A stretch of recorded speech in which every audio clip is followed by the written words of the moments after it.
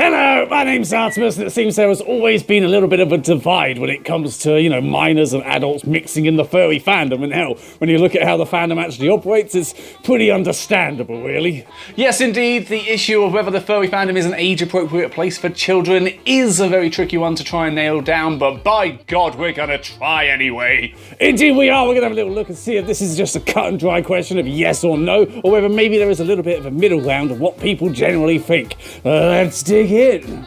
Jumping right into some of the stickier issues within this whole debate, we have the big divide between NSFW and SFW, and that's a kind of problem that we do face when including minors. You see, being a furry does not mean that you are sexually attracted to anything within the furry fandom. It is not inherently a sexual thing, nor is it a fetish, a kink, an orientation, or whatever, but you cannot get around the fact that it is sexual to a great many people and that there is a huge amount of crossover with certain various other kinks that can be mixed in with the furry fandom, and there's no real divide between the two. And that's great, that's lovely. People enjoying what they actually like in a very safe and free and open expression is exactly what the fandom is all about, no matter how you perceive it. And when you're doing that in an appropriate place and appropriately with people who are consenting adults, then yay, that's always good, that's always amazing. As long as it's legal as well. Probably add that one in as well. But with the way that the internet is built and structured and the way that the fandom isn't really, there's no central website for the fandom, there's no central governing body or organization, there's no real infrastructure to it.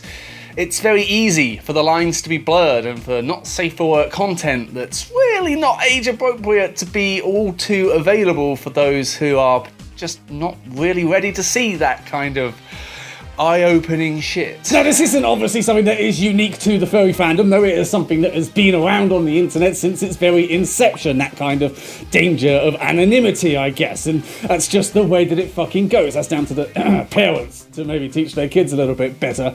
But when you have something like the furry fandom that is incredibly bright and colourful and happy and lovely and very much looks quite a bit like, a children's TV show in a lot of cases, share a lot of similarities, hell, sometimes they even cross over directly with children's TV shows, it's very easy to see how it could hold quite the appeal for younger members of our planet when they're just idly browsing through Twitter and come across some of this stuff.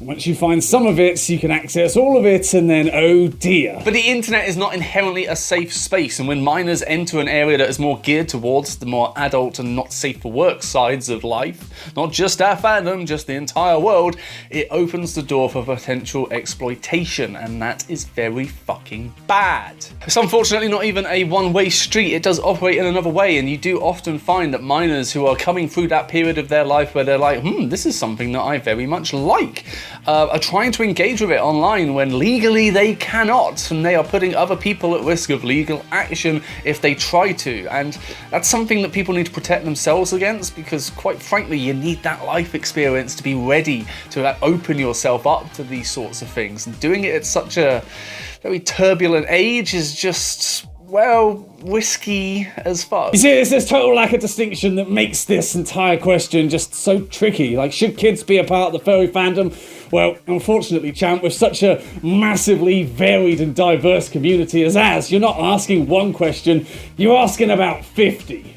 Of course, the adult nature of the fandom is only one part of the equation, and another very big part of the fandom, and another very big part of this question, is cons and business and commissions and all that jazz. These are the pinnacle of the furry experience, attending these furry conventions, but that's just another place where this debate rages on. Now, in the UK, it is pretty simple. If you are under 18, you are not coming to the convention. Cut and dry, easy as that. And hell, most fur meets operate either the same policy, or it's the you have to be at least 16 years old or have a guardian with you to attend. Pretty easy to figure out on that one. But the US is a whole different kettle of fish now, isn't it? And they have their own set of rules. And I can tell you just how bizarre it is to be wandering around a convention and see a family walk past. But it happens. Now, conventions are a little bit weird. You see, they always have plenty of rules to protect people from seeing things that ought not to be shown outside of a private bedroom or room party. And yes, those rules do actually work and people are generally respectful, but you do still see those little grey areas of fetish gear that kind of crosses the boundary.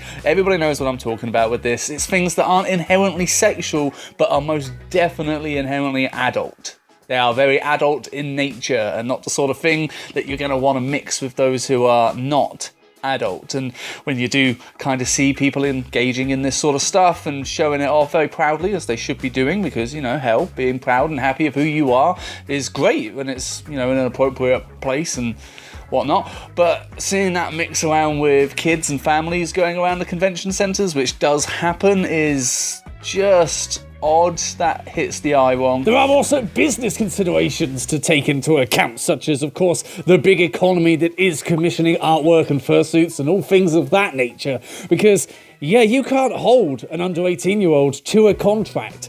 So if they want to commission a fursuit, then yeah, the artist is completely at risk of losing out on that commission price because, yeah, what the fuck are you going to do? You shouldn't have really gone into business with them in the first place. And that is very tricky, especially with it being such a big part of the fandom. It's tricky for those who want to join in with it, but it's just not worth the risk for these artists because, I don't know, there's a lot of money being exchanged on these commissions, especially for someone who's under 18. Now, this is something that is largely regulated by the artists themselves. You see, most artists, if not all, will say, if you're under 18, you ain't commissioning me, and that's a fair rule. And it's the same thing that goes with conventions. They tend to segregate off all of their over 18, specifically adult and sexually themed things, into its own little dealer's den. Yeah, even the Confuzzled, even they do it, and that's an over 18s only con. They just keep it away from things. But seeing as, you know, going to furry conventions and commissioning artwork is obviously a very big part of the fandom, it's quite the obstacle for those who are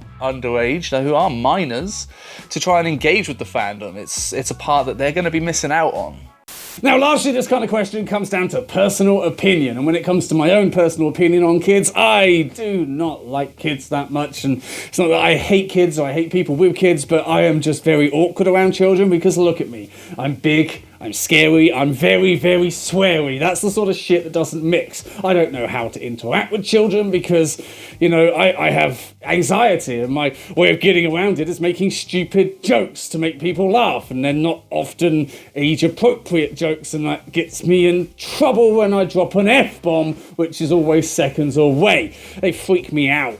Kids just freak the fuck out of me. They do. And I will never intend to have children because, you know, I would be a shit father. Absolutely goddamn awful. And I'm not going to subject someone to that. And I have all these various other views of like overpopulation and genetics and whatnot. And I'm kind of like, I'm not passing these genes on.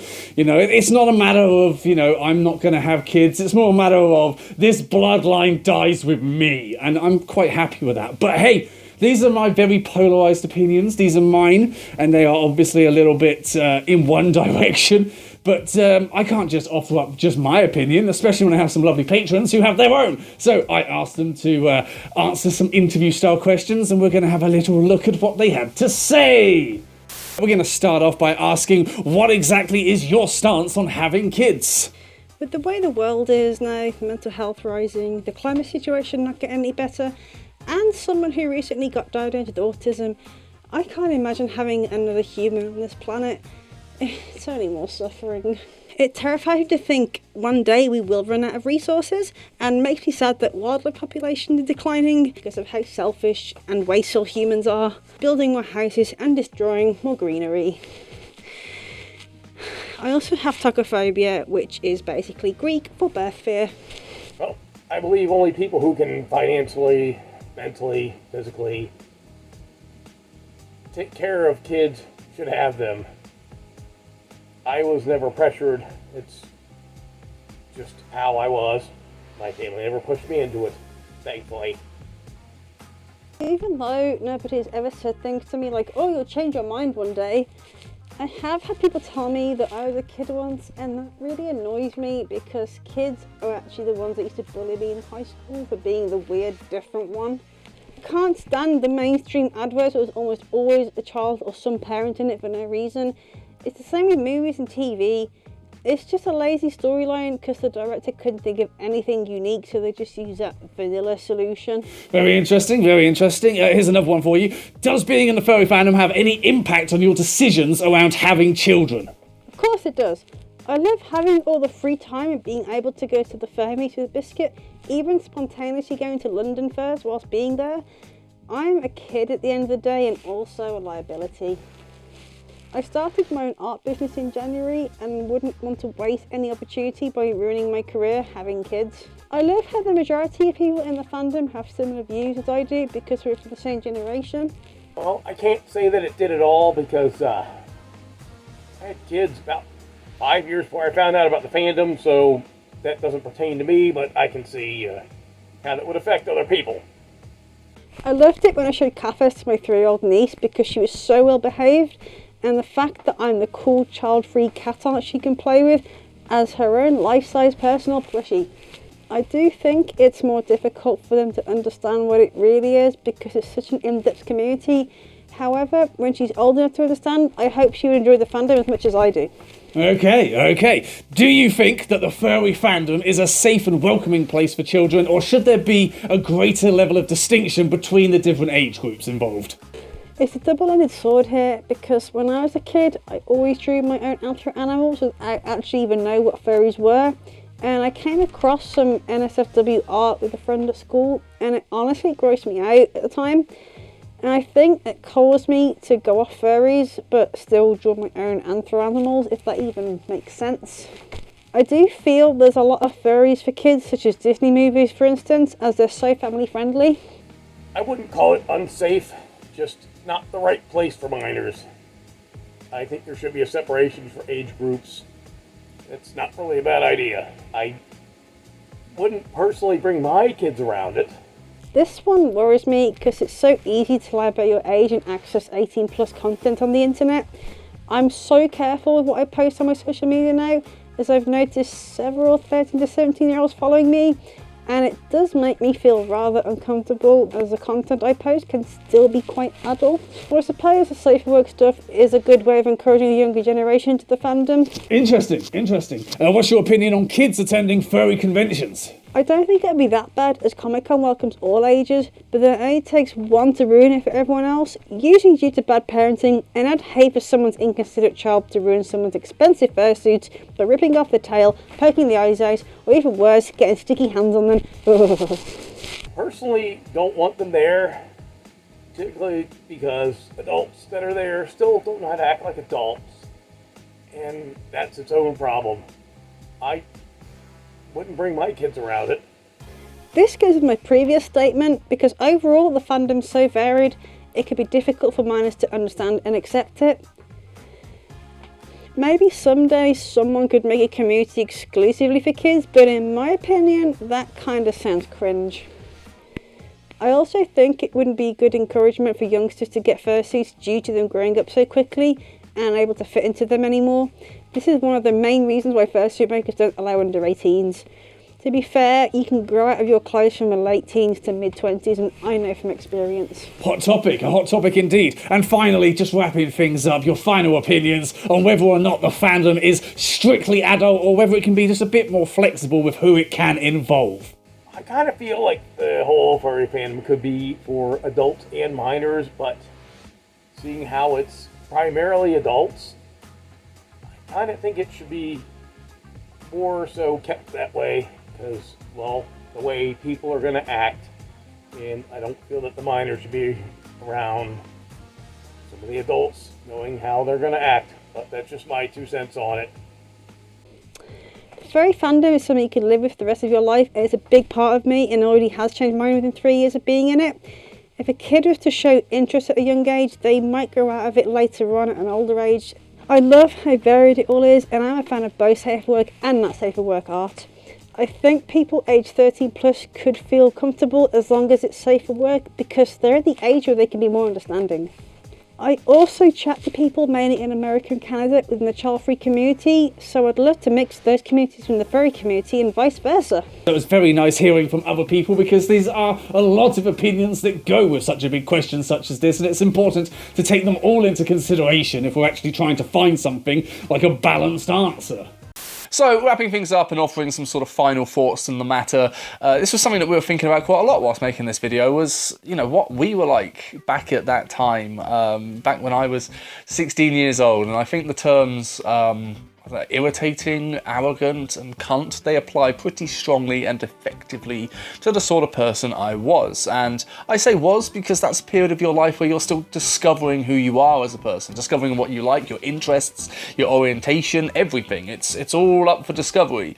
And I strongly believe that you don't really truly know what sort of person you're gonna be until mid to late 20s at least, because it's all about the journey. That whole period of your life is a period of your life where it's all about discovery. It's about finding things out and getting that life experience to do it. And the fandom can help with that, it really can. But part of having that life experience is having that wisdom and having that knowledge of, you know, exactly how the world works, exactly how people operate, and exactly what kind of beast the internet is. And, you know, I'm not gonna go and say like kids don't know any of this shit, but at that age, I know myself, I was very naive and I was very uneducated and inexperienced with the ways of the world. And I would have fallen down some dark rabbit holes if I joined the fandom at that age. It took some life lessons, it took some experience in other areas before I could join this at my optimum, you know? And I feel like maybe that's the sort of point that a lot of minors are at. It's a very idealized view of the fandom that we like to portray, and them chasing that at such an early age without realizing that it's all bullshit and it's all just a mirage, an illusion, can be quite the disappointment when they do find out. Indeed, the fandom is renowned for painting itself in the most positive light possible, and social media is just full of all of us making it out to be the best thing in the world, and look at our amazing life, bet you wish you had this sort of thing. Not like it's deliberately pointed that way, but that is how it comes across to those who unfortunately don't have it. And for some who are growing up and finding out things about themselves and things that are not potentially going to be accepted by their family, having this beacon of, you know, welcoming acceptance is a lifeline to them, and it's something that they're going to cling to because they really, really, really need that in their life, and they're not getting it from where they should be getting it. But when you put that much importance on something like this at that young age, and then you start to figure out, oh, okay, it turns out that guy that I liked who used to do the vines, wait to dog, shit. Oh, it turns out that someone else has gone to prison for being a groomer, oh god, that can really fucking impact you. You need to be a bit more worldly to step into this thing and recognise that people on the internet can be, you know, shit, and not the people that you think they are most of the time. And it's just so easy to fall down that trap of this thing is so amazing, I'm going to invest absolutely everything of myself into it. And then when you start to learn that perhaps it does have its darker side, that hurts. That hits like a fucking cannonball to the face. And that's not really something anybody should be forced to go through. Ultimately, I think that's one of the bigger issues, is that when you are younger, you are at a very early stage in your development, and while the fandom can help that, it can also hinder it. It's kind of like an accelerator pedal. You know, whatever direction you're facing, you're going to start heading there fast. And if you're not facing in the direction where you want to be going, then, oh dear. Oh no. Oh god, we've hit the retaining wall. But again, this is just my 2 cents. You know, I found the fandom in my 20s, and that worked out pretty damn well for me. I'd gone through a lot of the really shitty parts of my life that I needed to get to this person that could actually, you know, have social skills. That's not going to be the same for everyone, and I'm not going to say that, you know, just what I'm saying is how things should be, is how they should be. No, it's a matter of opinion, and it's different for every person. I recognise that. But I'm probably right. Thank you very much for watching. We hope you did enjoy this video. It was a very tricky one to try and make because it's a hard line to try and draw. I mean, personal opinion mixing in with other people's personal opinions and what is generally just morally acceptable by society. It's a very difficult thing to try and figure out when there's so many people involved. And, you know, I'm obviously on one side of the debate. I don't like kids. They freak the fuck out of me. I am very sweary, and that doesn't mix well with children. But obviously, there is going to need to be a place for children to try and investigate this fandom as to something they might want to join in later life, and unfortunately we don't really have anything that's geared towards that these days. Maybe that's a hole in the market that needs filling, and somebody should come up with that. I know they tried with that fluffy fandom thing and people tore it apart, but hey, people are assholes, and I think we can all agree on that. But if you did enjoy this video, which I hope you did, maybe you would like to check out the merchandise, because, you know, you could represent us, show us about, you know, with all your friends, and, you know, go to furry conventions, be like, oh yeah, this is a Artemis shirt I've got. I've also got one of the paw cushions. It's really lovely and it helps us out. I like supporting, yeah, you know. Just gonna drop that in as often as I fucking can. And I'm sure that's not the only thing we can beg for when it comes to money either. Let's find out. Oh, I'm sure I can find something else to beg for money with. But thank you very much for watching. Hopefully you did enjoy this and did, agree with some points. What do you think? Do you agree with these points, or should there be tougher restrictions or no restrictions whatsoever? Is it something that can even really be nailed down because it's such a difficult issue to try and figure out? But yes, thank you for watching. Put that stuff in the comments so I can see it.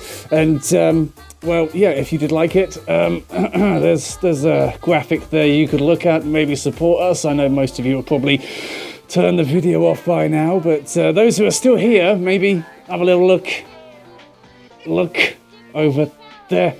Yeah, maybe just, yeah. That's enough begging for now. Thank you for watching. Bye.